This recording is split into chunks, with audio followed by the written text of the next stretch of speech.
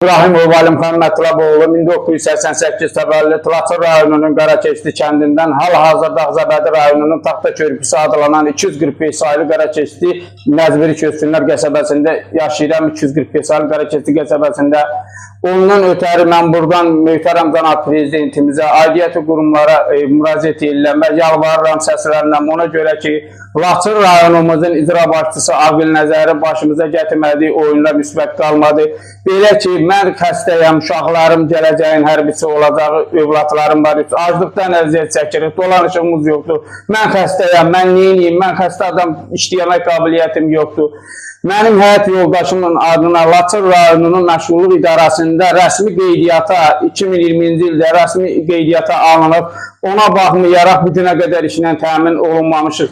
Təxminən 5 ay olar ki, yoldaşımın adına Ağcabədi Məşğulluq İdarəsindən Ağcabədi Məşğulluğun müdürü Rahim müəllim zəng edibdir ki, Alimxan, sən bilirəm, acınacaqlıdır vəziyyətin, sənin yoldaşının adına boş vakant yeri iş var, Laçın rayonunun kommunal müəssisələri var, kombinatının direktiri Səyyah müəllim var, işini vermişəm ona, yoldaşınla sənədlərini götür, get onun qəbuluna, o səni işlə götürsün. Mən ailə üzvümlə bir yerdə Səyyah müəllimə yaxınlaşdım, nə üçün bildirdiyimizi bildirəndən sonrasına bizə dedi ki, elektron sənədləşmə sistemim donub çalışmır.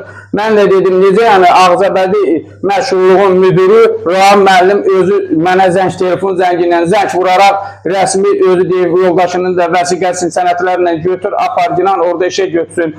Mən deyəndən sonra Səyyah müəllim, kommunal idarəsinin müdürü Səyyah müəllim özü orada təzədəndən öz telefonumla danırdı iş yerinin gəlməsin. Rahim müəllimə zəng elədim ki, Ağcabədi Məşğulluq İdarəsinin müdürü Rahim müəllimə ki, Rahim müəllim gəlmişəm, Səyyah müəllim Laçın rayonunun kommunal idarəsinin müəssisəsinin müdürü Səyyah müəllim danır ki, iş yeri gəlməkdir. O da ona dedi ki, bəs yaxşı bax, sisteminə axı göndərmişəm vətəndaşın adına gələn işdir. Niyə orada deyirsən ki, belə? Ondan sonrasına Səyyah müəllim bizə yalandan boş bəhanə verərək ki, elektron sənədləşməmiz donub çalışmır. Siz bizə telefon zəngi zamanı qeyd etdiniz ki, mənim yoldaşım məşğulluqda qeydiyyata durub. Bəli. Ona məxsus olacaq işi digər bir şəxsə yaxınlarına verib. Bəli. Bununla bağlı nə fikir səsləndirirsiniz? Kimlərə verib? Öz maraqlı olan şəxslərə verib. Adlarını bildiyiniz var mı?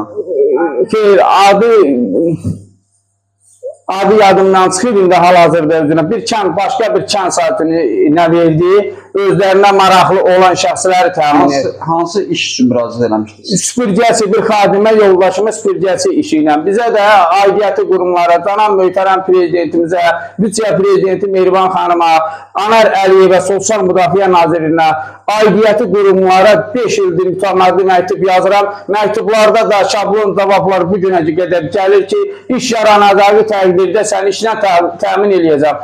Amma mənim yoldaşımın adına boş vakant iş yeri olduğu halda mənim yoldaşımın adına işi başqasına verir. Çünki bizim o qurumlara verməyə imkanımız yoxdur. Rüşvət verməyə maddi imkanımız yoxdur. Ona görə də bu işi alıb başqalarına verdilər. Öz maraqlı şəxslərinə. Cənab prezidentin istəyiniz nədir? Cənab prezidentə burada səslənirəm ki, xahiş edirəm, yalvarıram ki, bir valideynin fəryadına, səsinə səs verə, bizi şəxsən qəbul eləyə, bizi bir xadimə işi ilə təmin olunmağımıza köməkdarlıq eləyə. Biz bu stres və həyəcan içindən qurtaraq. Minnətlər.